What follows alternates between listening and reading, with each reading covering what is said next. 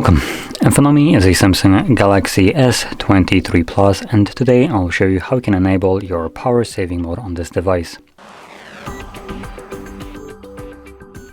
So, to get started, let's pull down our notifications from the top, like this. Swipe down once more to extend the list, and somewhere in here you'll find power saving toggle.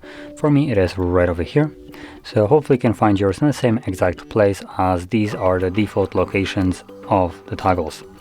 So from here, once you see it, simply tap on it, and there you go, you're done. As you've seen, the brightness of the device went down just a little bit. That is the effect of power saving mode, and not much more was shown here that what it changes. So we can only be guessing here.